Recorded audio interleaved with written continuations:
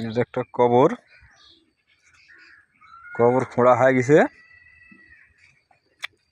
এখন কবরের সৌন্দর্য তৈরি করা হচ্ছে।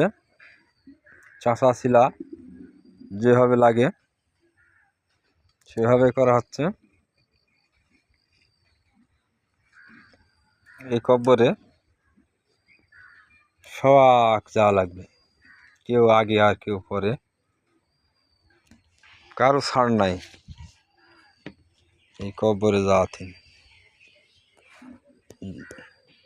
বাড়ি গাড়ি সব ফেলা থুই চলে যেতে হবে। ঘাটটা আর একটু গাড়ি দেওয়া লাগবে না, বাসটা ডুবেছে। যে যতই যাই করুক এই কবরে যাওয়া লাগবে। কাটলে পরে তো কাটা যাবে, এখনো কবর ফিনিশিং কাজ চলছে, ফিনিশিং কাজ। উপরে যে বুঝতে হবে যে মিলবে নাকি, তাহলে মিলেছে। সুন্দরভাবে লাগা দিল, ওই জায়গা কমপ্লিট। এভাবে আমাদের জাহাঙ্গীর মিস্ত্রি আর মিন্টু দর্জি চাষা ভাস্তি এক জায়গাতে আছে, সমস্যা নাই, একই বংশের দুইটি ছেলে।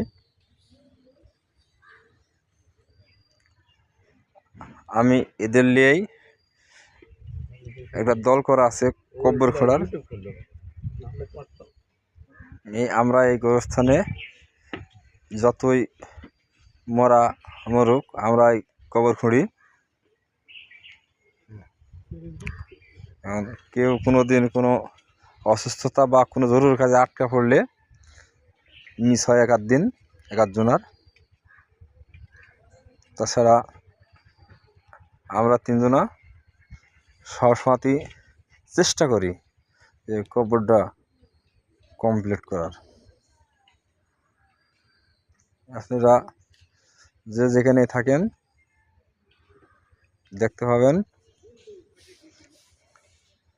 কবর খোঁড়া কীভাবে খুঁড়ছে, কীভাবে কী হচ্ছে। কারো জানা থাকলে দেখিলেন। এক এক দেশে এক এক রকম করে কবর খোঁড়া হয়, আমাদের দেশে এভাবে আমরা খুঁড়ি, সাইজ করি, সুন্দর লাগছে। আমার এডি কুষ্টিয়া দৌলতপুর থানায়